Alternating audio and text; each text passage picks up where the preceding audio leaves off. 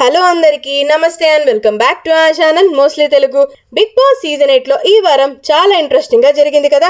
ఇంత interesting week episodes తర్వాత weekend ఎలా ఉంటుంది అనే రేంజ్ అండ్ ఊహ మీకు కూడా స్టార్ట్ అయిపోయి ఉంటుంది కదా.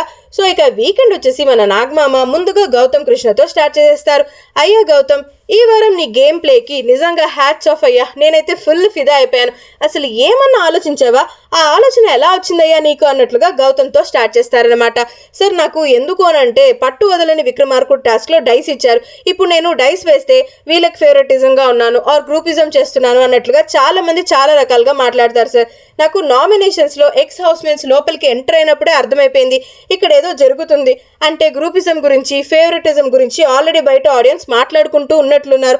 సో నా విషయంలో అది కరెక్ట్ అవ్వద్దు.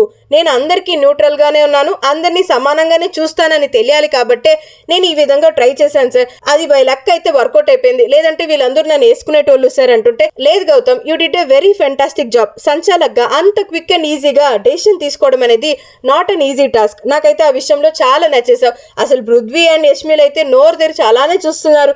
నిజంగానే seriously you did your best as sanchalak Gautam, చాలా బాగుంది, కీప్ ఇట్ అప్ అన్నట్లుగా పోగొడతారనమాట. అయ్యో గౌతమ్, ఇంకోటి అడగాలనుకున్నా, ఎందుకయ్యా ప్రతి కెమెరాకి పని చెప్తున్నావు? మా టీం కాస్త తలలు పట్టేసుకుంటున్నారు, ఎక్కడ ఫుటేజ్ కవర్ చేయాలా అని. అదేదో హాల్కో కిచెన్కో వచ్చి మాట్లాడేసుకోవచ్చు కదా. గౌతమ్, ఎందుకని అంత లోన్లీగా ఫీల్ అవుతున్నావు? కెమెరాలకు వెళ్ళి మాట్లాడుతున్నావు ఎందుకు? ఇక్కడ ఎవరు లేరా నీకు మాట్లాడడానికి? అంతగా మాట్లాడాలనిపిస్తే బిగ్ బాస్ ని పర్మిషన్ తీసుకొని కన్ఫ్యూజన్ రూమ్లోకి వచ్చి మాట్లాడు. ఎందుకని అలోన్గా ఉండి చాలా మైండ్ని డిస్టర్బ్ చేసుకుంటున్నావు? ఇంకా ఫ్యూ మోర్ వీక్స్ మాత్రమే ఉన్నాయి విన్నింగ్కి అండ్ ఫినాలేకి. సో ఇప్పుడు మీరు చాలా బాగా కాన్సన్ట్రేట్ చేసి గేమ్స్ మీద కానీ హౌస్లో బిహేవియర్ పరంగా కానీ చాలా బాగుండాలి. ఇలాంటి టైంలో ఇలాంటి డిస్ట్రాక్షన్స్ ఆర్ లోన్లీనెస్ని తీసుకొస్తే నీ గేమ్కి ఎఫెక్ట్ అవుతుంది Gautam, please keep that in mind అన్నట్లుగా గౌతమ్ కృష్ణకి చెప్తారనమాట. ఎక్కడ విషయాలు అక్కడే వదిలేసి ఎక్కువగా థింక్ చేసి నీ గేమ్ని నీ బుర్రని నువ్వు పాడు చేసుకోకు గౌతమ్, అదొక్కటే చెప్తున్నా. సంచాలక్ ఈ వారం యు ఆర్ ద బెస్ట్, అంతే. అది ఎవరిని అడిగినా చెప్తారు. ఏమంటారు ఆడియన్స్ అనేసరికి అందరూ క్లాప్స్ కొడతారనమాట. సో అలానే నీ క్లాప్స్ కొట్టాలంటే ఈ రెండు హ్యాబిట్స్ని నువ్వు వదిలేయాలన్నట్లుగా చాలా స్ట్రాంగ్గా గౌతమ్కి అయితే తన గేమ్ స్ట్రాటజీని ఎక్స్ప్లెయిన్ చేసే ప్రయత్నం చేస్తారు మన నాగమామ.